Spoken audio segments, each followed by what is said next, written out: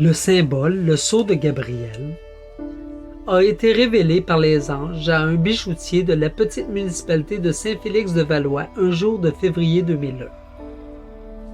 D'abord reçu sous forme de dessin par écriture automatique, il vit ensuite apparaître devant lui un ange de lumière qui lui dit « Vois ce symbole, faisant un ornement dont tu feras un juste commerce.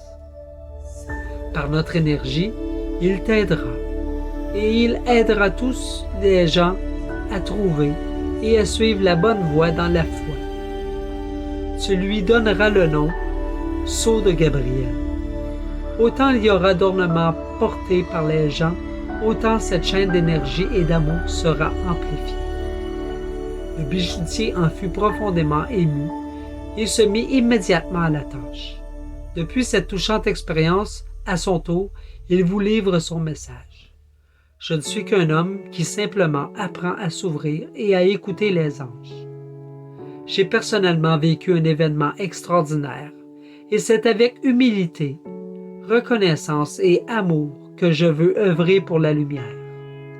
Merci à Dieu, aux anges, ainsi qu'aux êtres pleins de lumière sur la terre. Puisse le sceau de Gabriel vous ouvrir le chemin. La porte de l'ange. On définit généralement une porte comme une ouverture pour permettre le passage. Porter le sceau de Gabriel, c'est permettre symboliquement le passage, l'accès et la liaison avec nos aides de lumière. Nous vivons dans un monde où la dimension spirituelle des choses a été presque totalement écartée au profit de la considération strictement matérielle, rompant ainsi l'équilibre nécessaire à l'homme dans son cheminement et dans son intégration harmonieuse au sein de la création entière.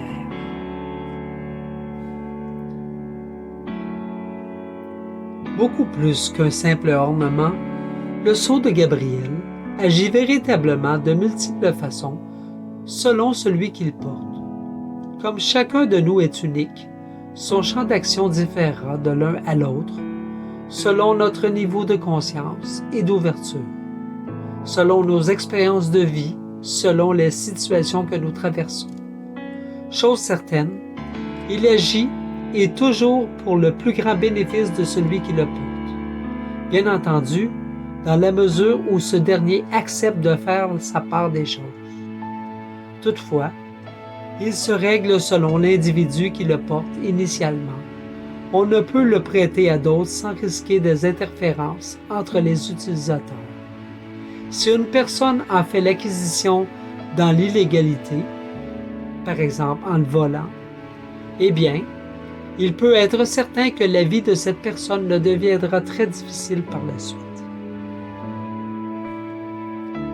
Il faut comprendre aussi que ce pendentif est le sceau de protection des archanges, dont il est certain qu'aucune entité ne peut l'atteindre, ni atteindre la personne qu'il porte.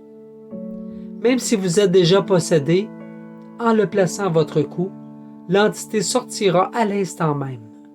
Je peux vous dire que j'ai eu des preuves de cela.